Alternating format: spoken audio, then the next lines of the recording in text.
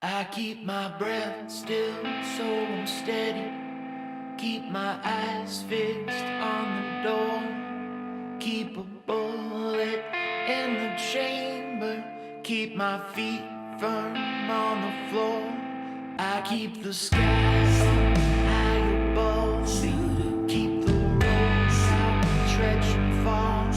It keeps my mind from going crazy. Keeps my heart from going cold. Just in case it rains. Just in case it rains.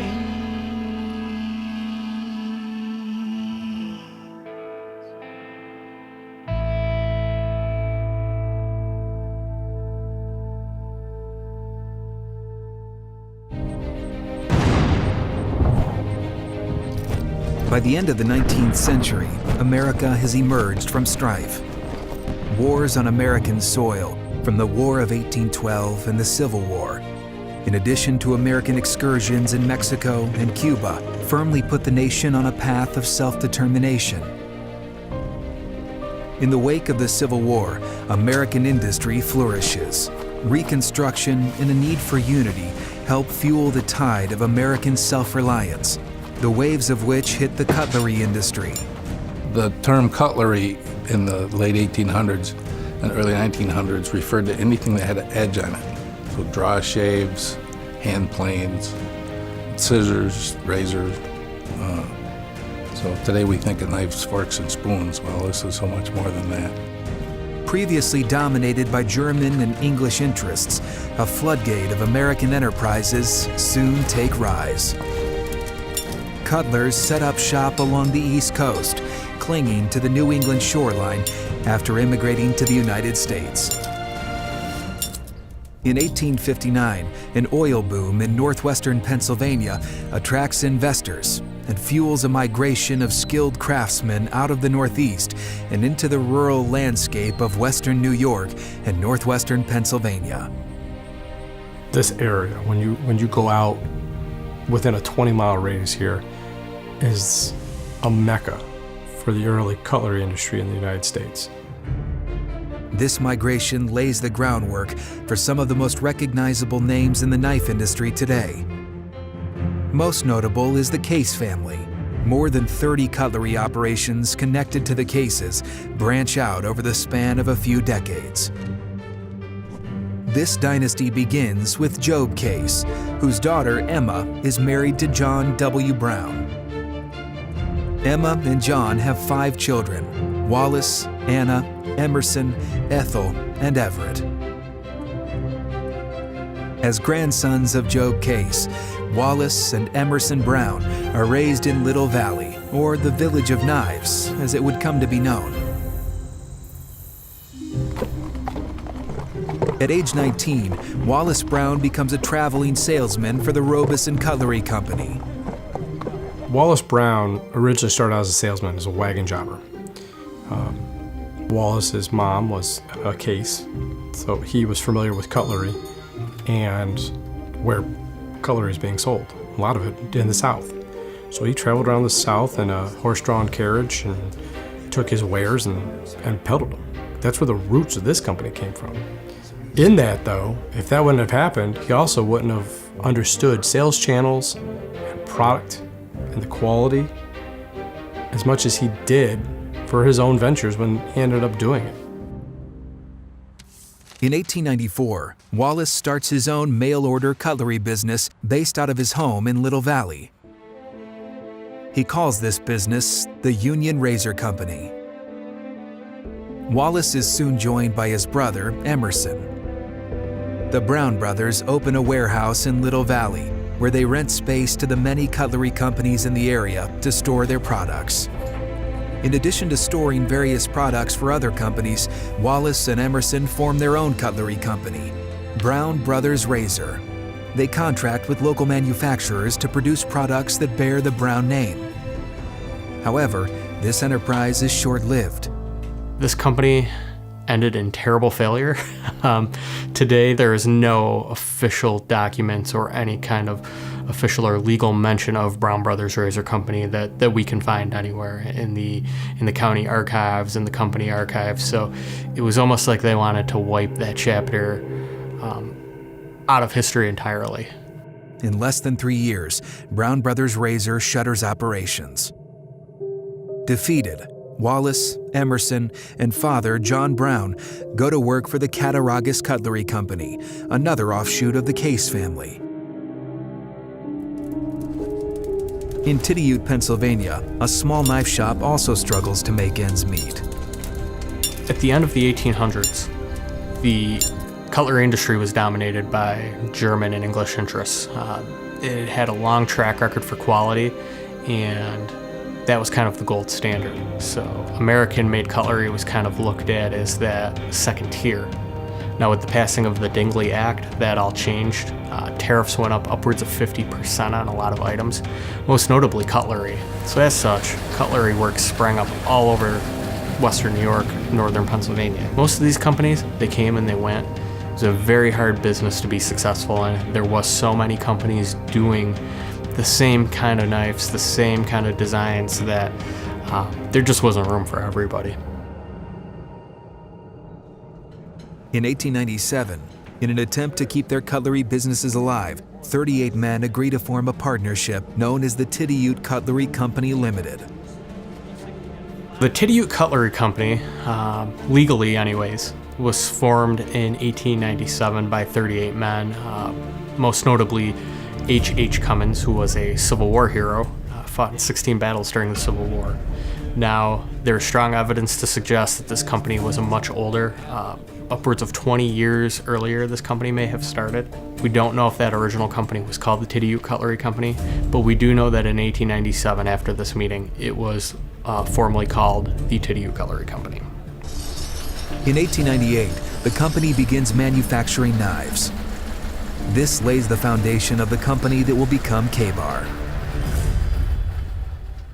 In 1902, Wallace Brown works on starting his own cutlery manufacturer in Tityute named the Union Razor Company of Tityute, an offshoot of his Union Razor sales company in Little Valley, New York.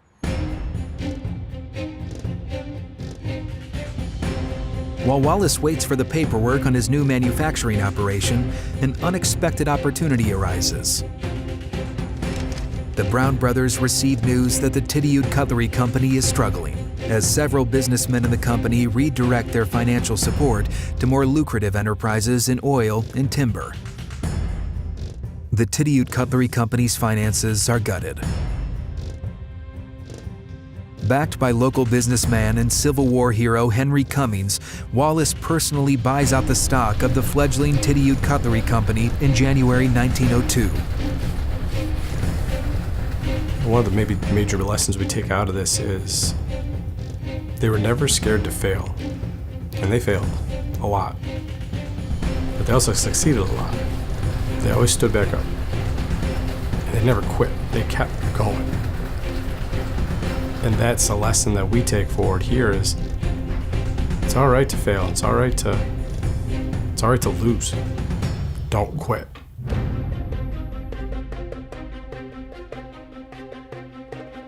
Four months later, when the Union Razor Company of Tityute is legally organized, Wallace transfers the assets of the Tityute Cutlery Company to Union Razor.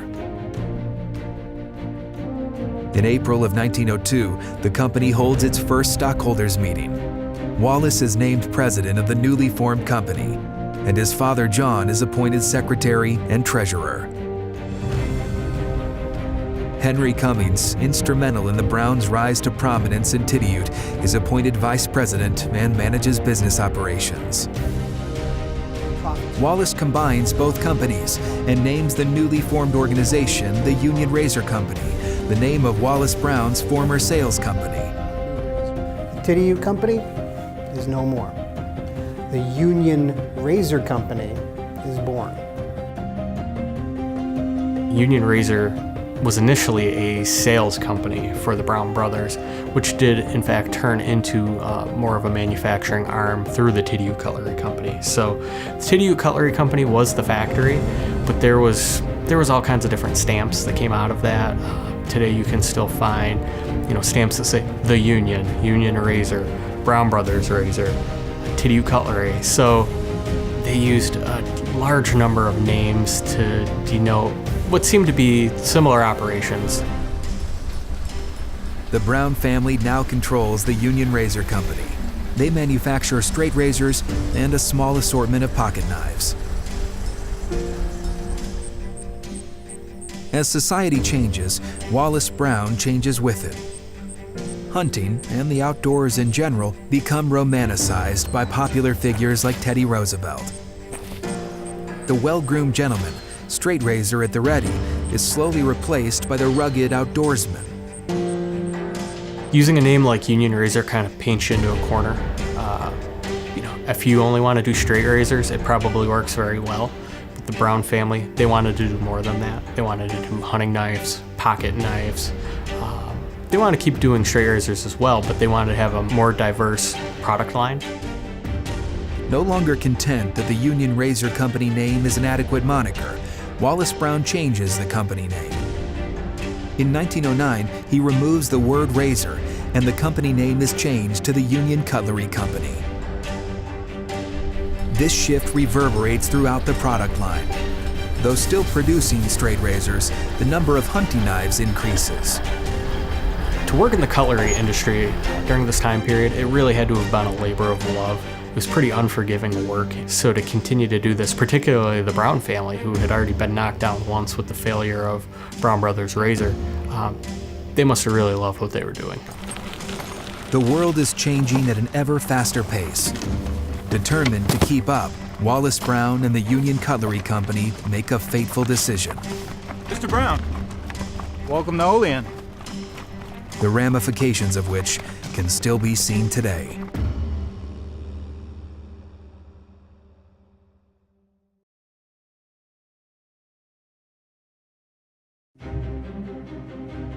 Wallace and Emerson Brown, born in Little Valley, New York in the late 1800s, are determined to begin their own cutlery company. After a number of different ventures, the Brown brothers eventually begin manufacturing and selling knives under the name Union Cutlery Company.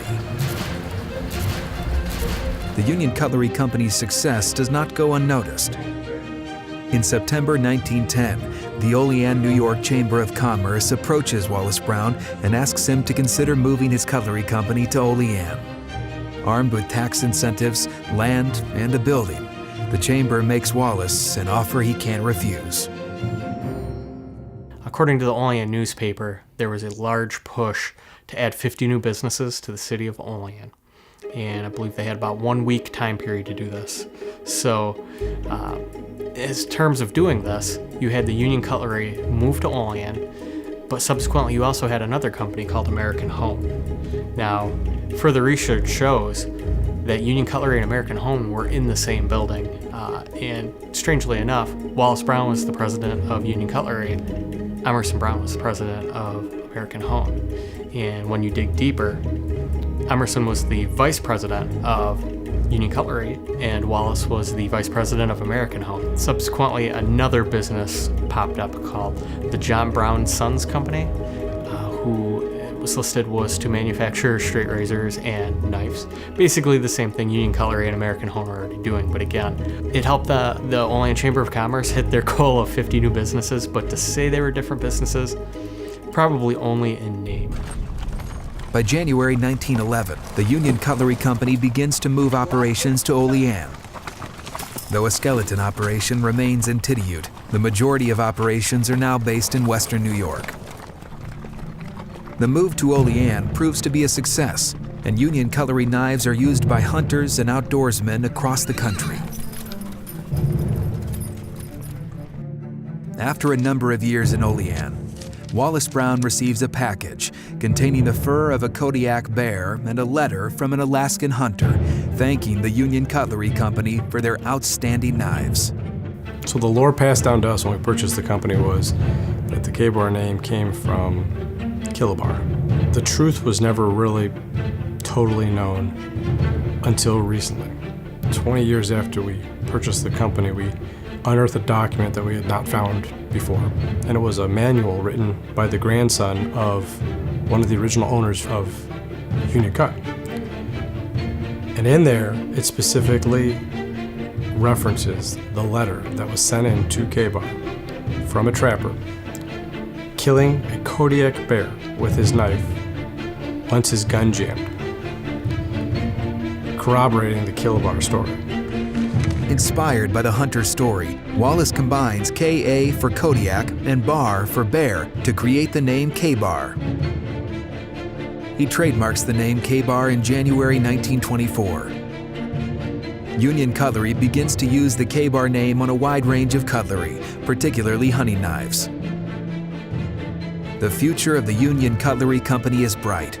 Wallace has a young son who, despite a wild streak, shows interest in the family business. Richard Danforth Brown was born in 1908. Danforth, as he's known to friends and family, spends his early years learning the ropes of the cutlery industry. During the 1920s, Danforth is sent to 3 different military schools to build discipline and prepare Danforth for his future in the business world. The future comes faster than the Brown family could have ever imagined. In 1924, at the age of 49, Wallace Brown, the founder and driving force of Union Cutlery, passes away. His brother and longtime business partner Emerson assumes the leadership of Union Cutlery. During his time as president of the company, Emerson designs and patents a number of unique knives. Emerson is credited to many of the patents, the early patents that K-Bar made. Knife with a light, knife with a compass. These were things that he owned the patents on in the early 1900s, way before they were ever in vogue. Many of them never took off because they were way too radical for the time, that nobody thought that this was something that they could do. He had the ability to be creative and get out of the box before there even was a box, and really push the boundaries of what manufacturers and product people were doing at the time. Despite Emerson's best efforts, America is in the midst of the greatest economic depression the United States has ever experienced. American Home, a close affiliate of Union Cutlery, dissolves in July 1928. Union Cutlery sales fall. Although Emerson guides the company through the rocky economic environment, the Brown family suffers another devastating loss when Emerson Brown passes away unexpectedly on February 4, 1934. With his father and uncle gone, Danforth, at age 26, assumes the role of president of the Union Cutlery Company. Danforth is forced to lead a company in a horrific business climate with the weight of his family, the company, and the community on his shoulders. So you have Wallace and Emerson both dying at a fairly young age and leaving their company in the hands of Danforth Brown, who I believe was in his mid-20s when he's left to run this company. This is in the middle of the Great Depression, starting to get into major military conflicts across the world. I'm sure it was a heavy situation. As long-standing American companies shutter their operations, Union Cutlery survives the 1930s under young Danforth Brown's guidance. Danforth Brown led the company through the Great Depression and brought them right up to World War II and had them prepared and on a good footing to prosper. Surviving the Great Depression allows for expansion in the 1940s. War looms on the horizon. When it comes time to produce combat knives for the U.S. military, Union Cutlery has the skill, equipment, and infrastructure in place to produce and deliver products that contribute to the war effort. So World War II, and the War Board goes to essentially anybody who can manufacture anything. And whatever your product was that you made, you stopped making, and now you started making products for the war effort. The knife companies, they all made military and war fighting knives. Union Cutlery is just one of a number of cutlery companies that supplied troops with combat knives. The most famous, the 1219 C2, or USMC Fighting Utility Knife, is designed, refined, and submitted for approval to the U.S. government by USMC Captain Howard America, USMC Colonel John Davis, and Danforth Brown. Danforth decides to use the K-Bar trademark on products made for U.S. troops. Most of the companies that were producing these products, it would have a name on it, their company name, or it could be a town, and say USMC. K-Bar was one of the only ones that had a trademark name on it that wasn't their company name. This collaboration forms the foundation of K-Bar's relationship with the United States Armed Forces. A lot of people, when they see a K-Bar, they say, boy, that's quite a fearsome weapon, a pretty amazing knife to use in possibly a hand-to-hand situation in combat. But for most soldiers, it's a utilitarian use. The basic uses of any knife in use in the wilderness and in the woodline. A lot of folks used them for preparing hooches, as we call them, or shelters in the woods. Use them for preparing food, whether it's dressing in field game in the woods or cutting down bamboo shoots. Very many more utilitarian uses actually for the K-Bar than actual combat uses. Union Cutlery isn't the first to produce the 1219 C2, and they don't make the most of the combat knife. But according to troops in the field, they make the best version. A lot of soldiers and Marines, when they came back from the Pacific, brought their K-Bars with them and refused to leave them behind. They brought their knives home, and I think its performance in the Pacific, at places like Tarawa and Peleliu and Iwo Jima and Okinawa, I think its performance there really sealed its reputation for rugged durability and for quality, for a high-quality knife. And a lot of Marines today swear by them. We talk to Marines, 80, 90-year-old guys that still have their K-Bars at home. Despite the different manufacturers, American troops begin to refer to all fixed-blade style knives as K-Bars. The name has become iconic. The sound of the name, I believe, has made an impression on people. But also, the style of knife is common in World War II in a number of manufacturers, but K-Bars knives were the ones especially manufactured here in Olean were much more durable. They were stronger. They were a better knife. I can actually tell you, when I was in Special Forces in the qualification course, you were allowed to take one knife with you for your journey into the wilderness for a week, and most of us picked a K-Bar. In May 1952, Union Cutlery officially changes its name to K-Bar. We changed the name to K-Bar because it became so popular after World War II. Union Cut was the company during World War II. So for a brand to become so popular that you change your brand name to it, that's pretty cool. Due to the uncertainty on how long World War II will last, a surplus of Union Cutlery marked K-Bars are made. So many, in fact, that after 1945, another K-Bar USMC fighting utility knife will not be made until the 1970s. The surplus K-Bars do not sit idle for long. Wars in Korea and Vietnam eventually put the World War II knives back into the hands of American soldiers. Soldiers in Korea wanted to know what the guys in World War II carried. It's a word of mouth a lot of times. You see Grandpa carried a K-Bar in the Pacific. I'm leaving for Afghanistan. What should I carry? And it becomes a family thing. It's a trust issue. And once again, it goes down to quality. People trust that K-Bar knife. The brand has been established. People know K-Bar, that's quality. They don't have to second guess. They don't have to wonder if it's going to break. They know it's a good knife because, you know what, Grandpa carried one on Iwo Jima. So if it was good enough for Grandpa in the Pacific in World War II, it's good enough for me. Although K-Bar experiences a surge in name recognition, once World War II ends, the demand for fighting knives fades. For any wartime manufacturer, it's a very hard transition to get back to what they were doing before the war, particularly when they've made hundreds of thousands, if not millions of these products. So it was difficult to assimilate themselves back into the civilian marketplace. And the companies that couldn't do it went away. The companies that could flourish, and many of those are still around today. After decades of stability, Danforth Brown and K-Bar face a changing marketplace and once again struggle to keep the company afloat. Just like his father, Danforth Brown is faced with difficult decisions that will impact K-Bar forever.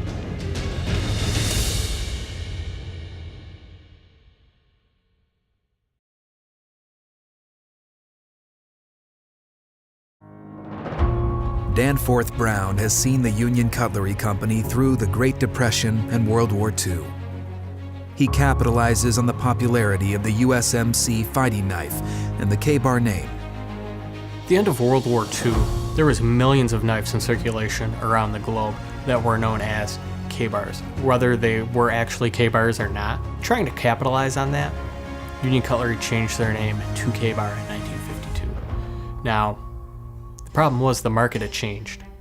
Instead of military knives, utility knives, it had kind of gone back to that pre-war need for hunting knives, pocket knives, and Union Cutlery was forced to adapt. Just as his father, Wallace Brown, had been approached by Olean, New York officials to move his cutlery operation, Danforth is courted by representatives from Dawsonville, Georgia, in a bid to relocate his company. Danforth found himself in a very similar position to Wallace before him. He had this very intriguing offer in front of him to move the company, only this time it wasn't 30 miles away. It was 1,000 miles away, far away from their home base, where they were from, where their family was from. So it had to have been quite a decision, and I'm sure he didn't take it lightly. Tax incentives, inexpensive property, and the prospect of cheap labor give Danforth Brown optimism that this is the right move for the survival of K-Bar. In 1954, he moves K-Bar to Dawsonville, Georgia, under a 20-year agreement. K-Bar relocates, Danforth Brown moves down to Georgia, and he quickly finds that this probably isn't going to work out. One of the reasons for this not working out was the workforce.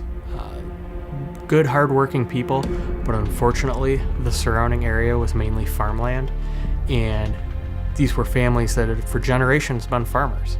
Their crops were very important to them, so if they had to tend to their farm, they would leave and tend to their farm. At the time, it wasn't really set up for a factory manufacturing environment, and as such, they often found the plant shorthanded and were scrambling for workers to do the necessary and vital operations. A disinterested workforce and slumping sales put Danforth Brown and the officers of K-Bar in a precarious position. This is a pivotal moment for K-Bar. Danforth has taken a gamble, and it has failed. He can admit defeat, close the company, and simply walk away, or make another bold move. Quickly overwhelmed, there was only one choice Danforth Brown had: to relocate back to Olean, New York.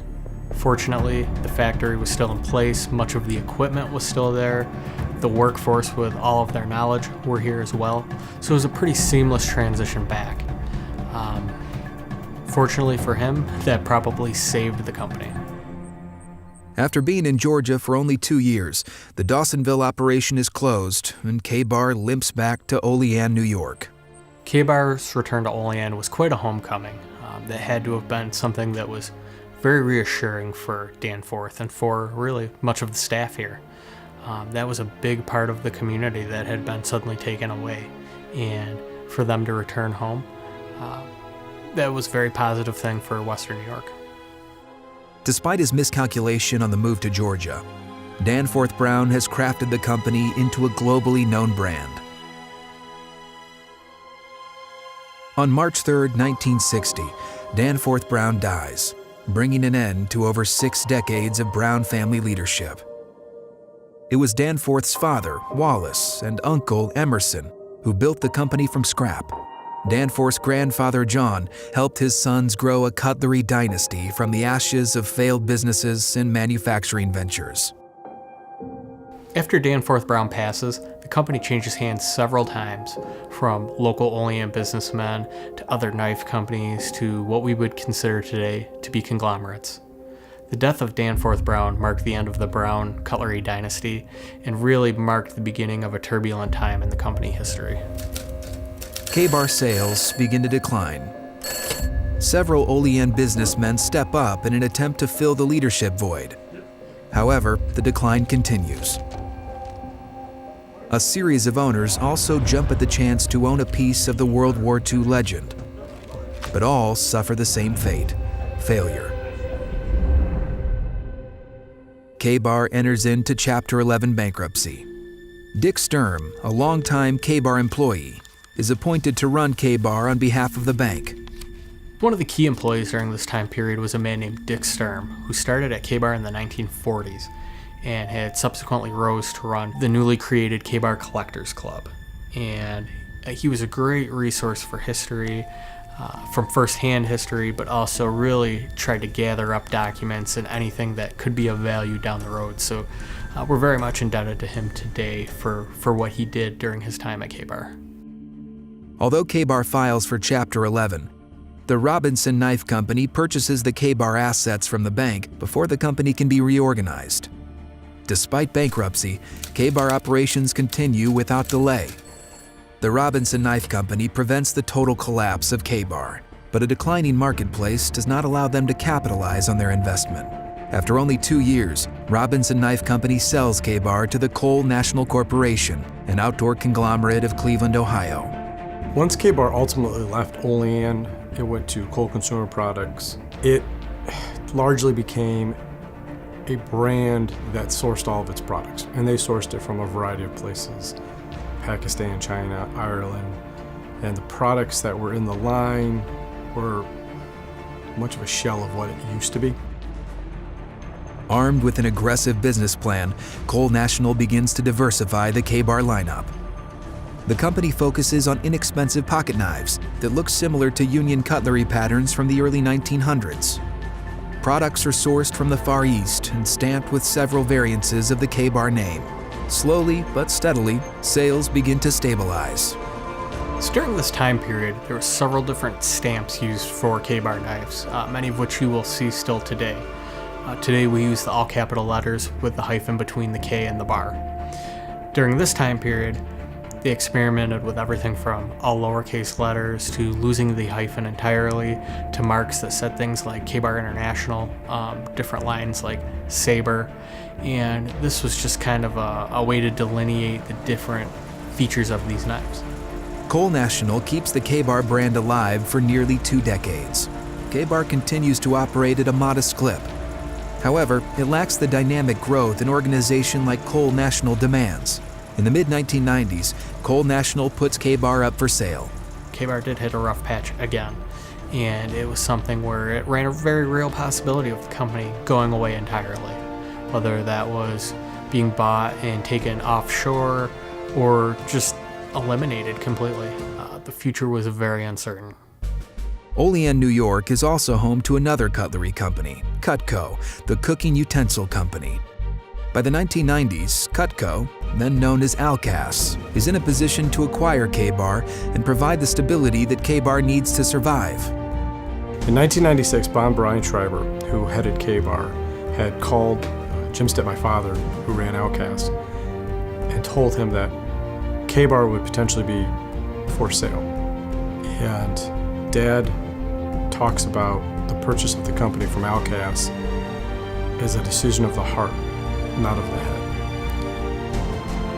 Cutco had been making the Marine combat knife since 1975 for Cole Consumer Products, and it was the logical choice that a Olean-based company buy a former Olean-based company, and one that happened to be one of their primary vendors at the time. After 30 years, K-Bar ownership returns to Olean.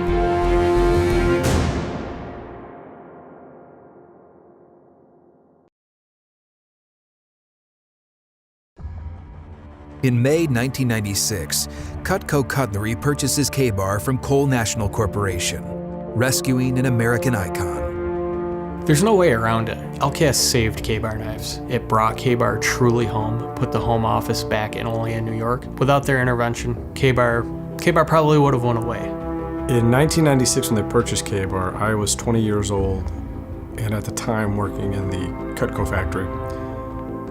They needed some employees to help out in the shipping department. I was one of the first employees hired by K-Bar and became their main picker, packer, shipper of all the raw materials and finished products that were getting sent out the door for the orders at the time. Under the Cutco umbrella, initial K-Bar offerings are limited. The Usmc fighting utility knife is the centerpiece of K-Bar's rebirth. I think there'll always be a need for a good knife and for combat soldiers. It's just that way it is. As we move more forward with technology, and they talk about push-button warfare and drones and all these kind of things, and the technology advances to a point where they're talking about autonomous tanks and aircraft, you're always going to need guys on the ground. There's always the need for the infantry, for soldiers that can take ground and hold ground. And when that comes down to it, it goes right back to the basics of hand weapons and tools like that. And of course, if it ever comes down to it, it could come down to hand in hand, and you're going to want a good blade on your side, and that's going to have to be a K-bar for most guys. The attacks on American soil on September 11, 2001, plunged the United States into global conflict. One of the real big turning points for the company was in 2003 when we got involved in multiple operations in Afghanistan and Iraq. The knife that came to the forefront again was the K-bar. It reintroduced this legend to a new generation of warriors because pound for pound, it's still the best value on the market when it comes to just an all-purpose utility knife. The design is timeless, and it still does exactly what it does today, what it did then, and does it well. A surge in demand creates the conditions and capital to expand K-bar's product line. More knives are made in Olean, New York, creating jobs and fostering a sense of pride in American manufacturing. The product line slowly was built back up under LCAS, and when it started, it was just the 1217 Usmc fighting utility knife. That did expand due to demand to the U.S. Army and the U.S. Navy, for a brief period of time the U.S. Coast Guard as well. One thing that never really changed throughout all of these transitions in the company history was the K-bar name, the K-bar reputation, the tradition that was behind it, the way that it is revered throughout families from veterans, and the overall American growth has been astronomical. The K-bar family grows to include custom knife designers from around the country.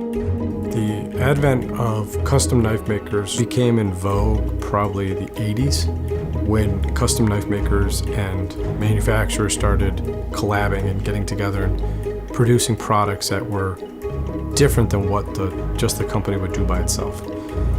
For us, there was none of that until 1996 when we bought the company. And we started with Bob Dozier, then moved on with John Benner at TDI, Ethan Becker, Jesse Jars, Mike Snowdy, Steve Johnson. All of these persons have a different element about them that they're trying to relate to the consumer and say, this is who I am, this is what I do. And for us, it was trying to find people that had stories that identified with their consumer base, like our stories identify with our consumer base. In 2014, K-bar acquires another World War II knife icon in Eck Commando Knife. Subsequent collaborations under the Eck umbrella with Spartan Blades and Jesse Jarez expand the K-bar footprint. Today, K-bar continues to evolve. The fighting utility product line continues to form the backbone of the K-bar brand.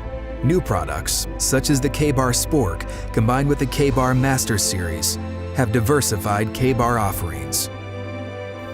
We've spent quite a bit of time over the last 5, 6, 7 years really creating an environment of change and willingness to change internally with our employees. Our employees know who we are, they know what the brand stands for, they know what we do, but it's to not get so tied down in the muck that you're scared to change and be fluid, because we've seen that so many times with this company over the timeline of it that's when it fails, when you get so scared that you just do the status quo.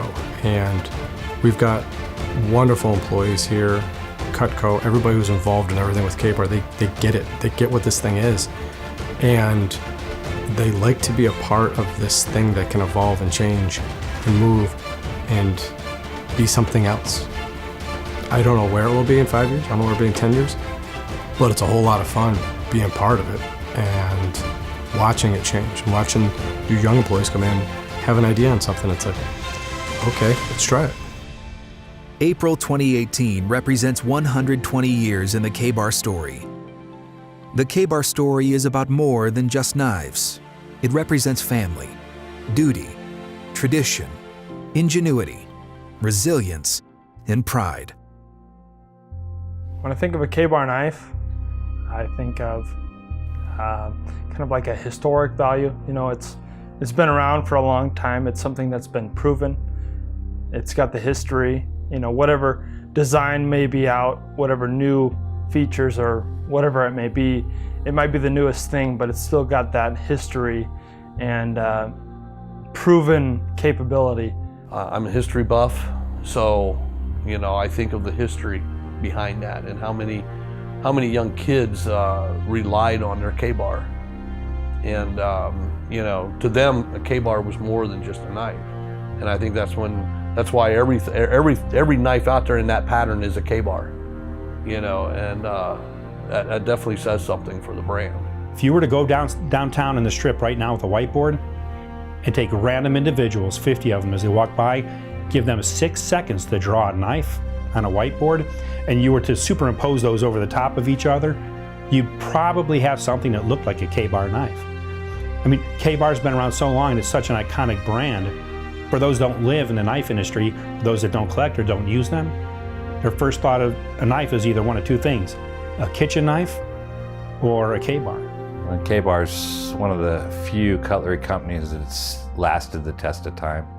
They're making the same product, and they continue to improve upon that product every year, and it's just a legendary company. It's one of those companies that's an icon in America.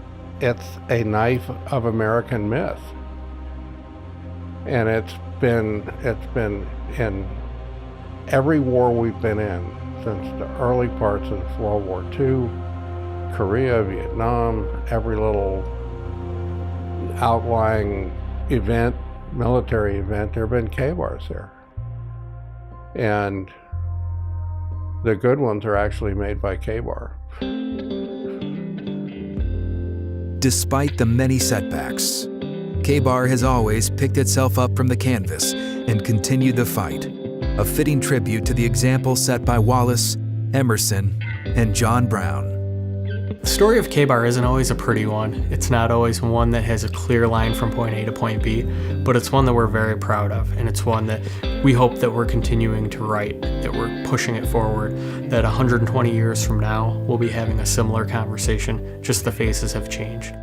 So to sit here today and to work on a project like this is so important on multiple levels. Because as we dig through this history and we flip over rocks and find nuggets and try to piece things back together, we're doing our due diligence to pass the stories forward the best we know and to help out the longevity of this company and the story of this company and the lore and everything that comes along with it, to make sure that the stories get told and the stories remain.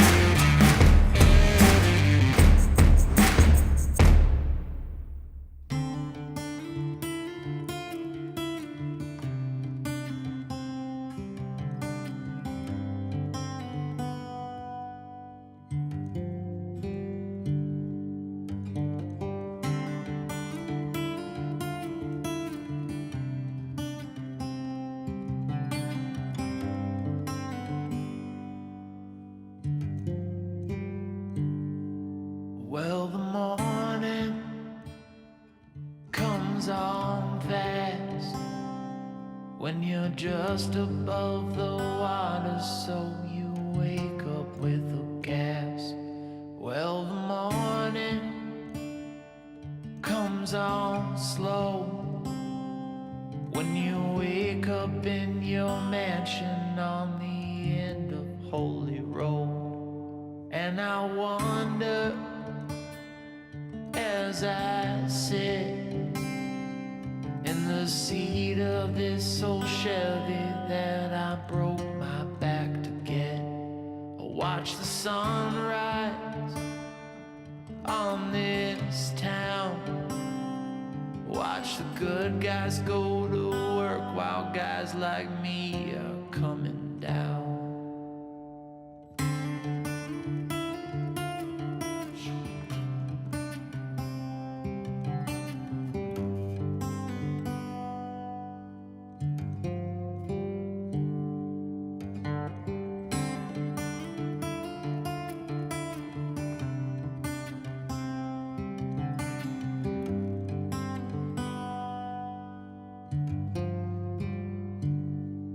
chose this life when it chose me, but it looks different to me now than how it used to on TV. I've seen the world, made some friends, almost lost the girl I love about a dozen times since then.